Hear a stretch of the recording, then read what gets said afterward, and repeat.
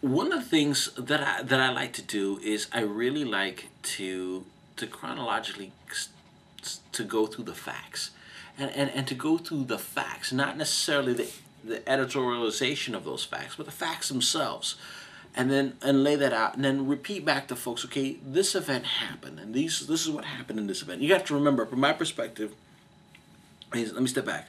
Everybody tends to see a situation from their own perspective.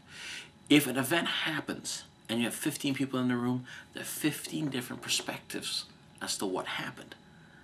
What I try to do is I try to get the perspectives from all of the key players in a situation, summarize them together, hopefully in a more objective manner than those who actively participated in a situation, and then ask them to make decisions based on that summary, which is hopefully more objective than than the participants' own view of the issues. And that's how you help folks to see it. You sort of you force them to say, okay, I interviewed 5 people in that situation. You said the light was green, for example. A lot of folks, the other 5 said it was yellow. Now, given the fact that there's 6 individuals involved, you're green and everybody else is yellow, how would this situation look if we assume, for the sake of argument, that it was actually yellow and not green? That may change somebody's perspective. And you do that with all types of things. And at that point, you force folks to step back and look at issues from hopefully a more objective perspective.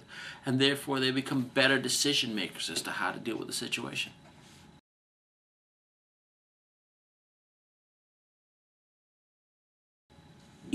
There, it never ceases to amaze me what people are capable of and what people will do. I often tell companies when I train the workforce that that high school is alive and well in the workplace.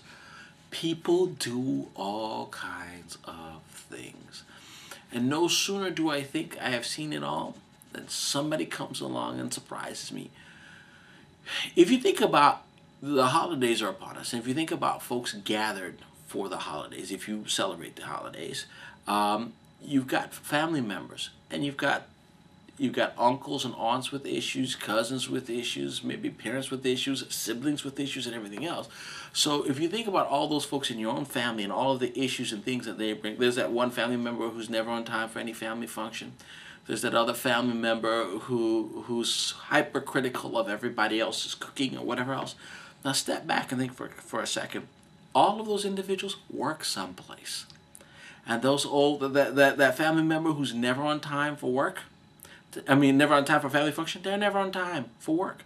That family member who's hypercritical of everybody else's cooking, they're hypercritical of everybody else's work in the workplace. Those dynamics don't go away. So what I find interesting about it is that you've got to deal with all those personalities and individuals. There's that manager who can never be right. The employee who never met a rule that he or she did not remind you of in the workplace. Those folks are there, and I think one of the toughest jobs is those HR professionals who have to manage that within a workplace. I'm the outside guy you call when people don't play nice. I help smooth it along. But those folks who have to do that day in, day out, now they deserve a medal.